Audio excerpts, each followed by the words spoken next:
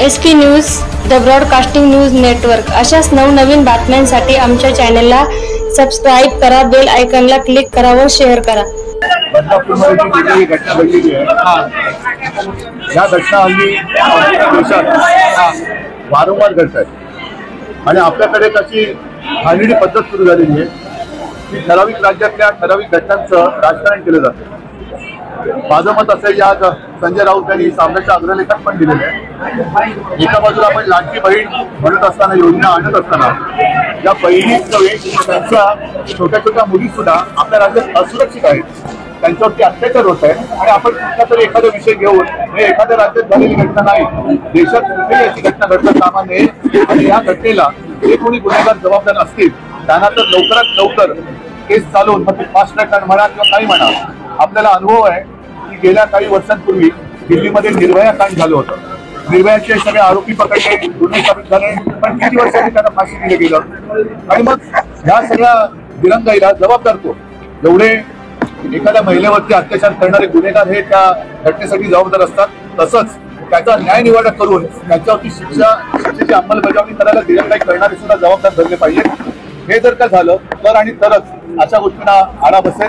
फक्त मी एवढंच म्हणेन की अशा घटनेचं राजकारण न करता, जसं आता हाथरस उन्नाव, त्याच्यानंतर राजस्थानमध्ये काही घडलं, आता बदलापूरमध्ये घडलं, अगदी कुठेही काही घडलं तरी ते सुटता कामा नये।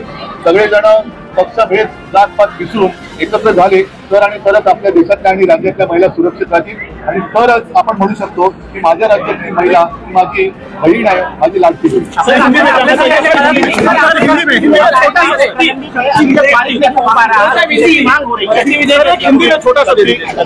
जे विधेयक आम्ही आणू इच्छित होतो त्याचा मसुदा जवळपास तयार झाला होता। सर्वांना कल्पना आहे की त्यावेळेला अधिवेशन होते ते एक दोन दिवसाची होत होती कारण त्याला कोरोना होतं, पण हे बिल आम्ही आणू शकलो नाही कारण आमचं सरकार गद्दारी करून पाडलं गेलं। आज ज्यांनी गद्दारी करून ते आमचं सरकार पाडलं आणि विधेयक लटकून ठेवलेलं आहे, त्यांची जबाबदारी आहे की शक्ती विलाची शक्ती ही या गुन्हेगारांनी दाखवली। सर हिंदी में एक छोटा सा, सर एक हिंदी में दे दीजिए सर। पोलिसांनी गुन्हा दाखल